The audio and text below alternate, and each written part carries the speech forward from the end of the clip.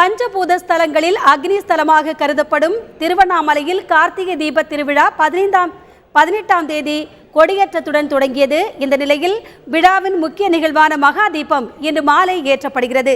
இது குறித்த கூடுதல் தகவல்களோடு எமது செய்தியாளர் கோபிநாத் காத்திருக்கிறார். அவரிடம் கேட்கலாம். கோபிநாத், திருவண்ணாமலையில் இன்று மாலை மகா தீபம் ஏற்றப்படுகின்ற நிலையில் அங்கு வருகின்ற பக்தர்களின் வசதிக்காக செய்யப்பட்டுள்ள நடவடிக்கைகள் எல்லாம் என்ன?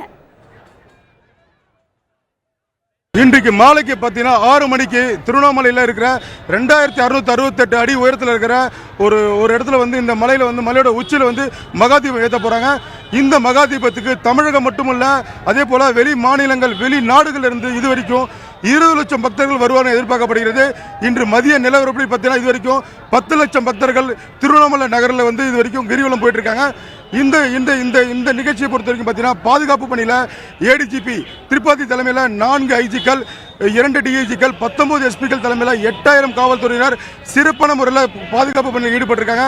அதே போல் பார்த்தீங்கன்னா இந்த இடத்துல 56 கண்காணிப்பு கேமராக்கள், 23 கண்காணிப்பு கோபுரங்கள், ஆளில்லா விமானம் மூலம் தொடர்ந்து கண்காணிக்க நடவடிக்கை மேற்கொள்ளப்பட்டு வருது.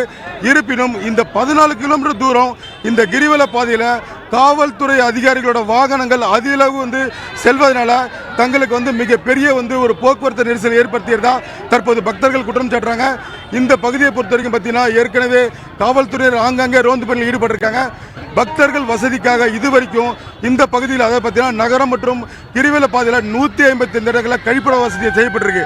ஆனால் 20 லட்சம் பக்தர்கள் செல்லும் இந்த நிலையில் இந்த 150 கழிப்பிடம் பத்தலன்றது பக்தர்களோட ஒரு குற்றச்சாட்டாக இருக்கு. மேலும் வருங்காலங்களில் அதிக அளவு இந்த கழிப்பிட வசதிகள் செஞ்சு தரணும்னு கோரிக்கை வைக்கிறாங்க. அதே போல் பார்த்தீங்கன்னா இங்கே இருக்கிற தனியாரில் இருக்கிற இந்த கழிப்பிடம் மற்றும் குளியல் வசதிகளை அதிக அளவு கட்டணம் வசூலிக்கப்படுது. இது ஏற்கனவே பார்த்தீங்கன்னா மாவட்ட நிர்வாகிகள் பல முறை எச்சரிக்கை கொடுத்துருக்காங்க. ஆனால் இந்த கழிப்பிட வசதியும் குடிநீர் வசதியும் முறையாக கிடைக்காதனால பொதுமக்கள் இந்த தனியார் இடங்களுக்கு செல்ல வேண்டிய ஒரு அவலநிலை ஏற்பட்டிருக்கு. இதே போல பார்த்தீங்கன்னா இங்கு இந்த கூட்ட நெரிசலை பார்த்தீங்கன்னா லட்சக்கணக்கான மக்கள் சிலையில் குடிநீர் பற்றாக்குறை இருக்கிறதுனால இந்த பகுதியில் பார்த்தீங்கன்னா போலியான தரமற்ற உணவுப் பொருட்கள் அதிக அளவு இருக்கு செய்யப்படுதா இந்த பகுதி மக்கள் இங்கே வந்திருக்கிற பக்தர்கள் குற்றம் சொல்றாங்க.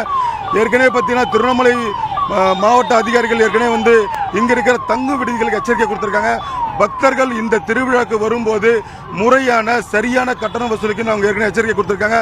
ஆனால் பார்த்தீங்கன்னா இங்க இருக்கிற தங்கு விடுதிகளில் 3 மடங்கு, அதை பார்த்தீங்கன்னா 5000 முதல் 20000 வரைக்கும் இங்க பகுதியில் தங்கு விடுதியில் வசூலிக்கப்படுதா இங்கே வந்திருக்கிற பக்தர்கள் குற்றம் சாட்டுறாங்க. அதாவது தீபம் ஏற்றுவதற்கு முன் காவல்துறையோட வாகனங்கள் ஆங்காங்கே நிறுத்தி தங்களுக்கு இந்த போக்குவரத்து நெரிசலை தடுக்கணுன்றது இந்த பகுதியில் வந்திருக்கிற லட்சக்கணக்கான பக்தர்களோட ஒரு கோரிக்கையா இருக்கு. கோபிநாத், இப்போ திருவண்ணாமலை கிரிவல பாதையில் கிட்டத்தட்ட 10 லட்சத்திற்கும் அதிகமான மக்கள் இருப்பதாகவும் பாதுகாப்பு வசதிகள் செய்யப்பட்டிருக்கிறது, ஆனால் அடிப்படை வசதிகள் சரியாக இல்லைன்னு சொல்றீங்க. இப்போ அங்கு வருகின்ற பக்தர்களுக்காக செய்யப்பட்டுள்ள போக்குவரத்து வசதிகள் எந்த அளவில் இருக்கு? இந்த பக்கத்தில் பார்த்தீங்கன்னா இப்போ திருவண்ணாமலை சுற்றி பார்த்தீங்கன்னா ஏற்கனவே 11 இடங்கள்ல தற்காலிக பேருந்துகளை ஏற்படுத்தியிருக்காங்க. அதாவது பார்த்தீங்கன்னா தற்காலிக பேருந்துகள் எல்லா இடத்துலையுமே அந்த புறவழிச்சாலைகளை ஏற்படுத்தியிருக்காங்க. இங்கிருந்து 3 கிலோமீட்டர் நடந்து தான் இந்த பகுதிக்கு அதாவது பார்த்தீங்கன்னா இந்த தீபத்தை பார்க்கறதுக்கு கோயிலுக்கு வர நிலைமை தான் இருக்கு. இதனால இப்போ இந்த வந்திருக்கிற அதாவது 14 கிலோமீட்டர் தூரம் சுற்றி வர இந்த பக்தர்கள் தொடர்ந்து 3 கிலோமீட்டர் தூரம் நடந்து வந்துட்டு இருக்காங்க. அதே முக்கியமான விஐபிகளோட வாகனம் மட்டும்தான் இந்த பகுதியில் அனுமதிக்கப்பட்டிருக்கு. தொடர்ந்து பக்தர்கள் வந்தவன இருக்காங்க. இதுவரைக்கும் காவல்துறை சார்பில் நமக்கு தெரிவிச்சிருக்க ஒரு தகவல் பார்த்தீங்கன்னா அதாவது இந்த 10 லட்சம் பக்தர்கள் வந்திருக்கிறதாகவும் இந்த திருவண்ணாமலைக்கு தமிழகம் முழுவதும் 2400 அரசு பேருந்துகள் 3 முறை இயக்கிறதுக்கான அதாவது போக்குவரத்து அதிகாரிகள் இந்த நடவடிக்கை மேற்கொண்டதாகவும் போக்குவரத்து அதிகாரி சார்பில் தகவல் தெரிவிச்சிருக்காங்க.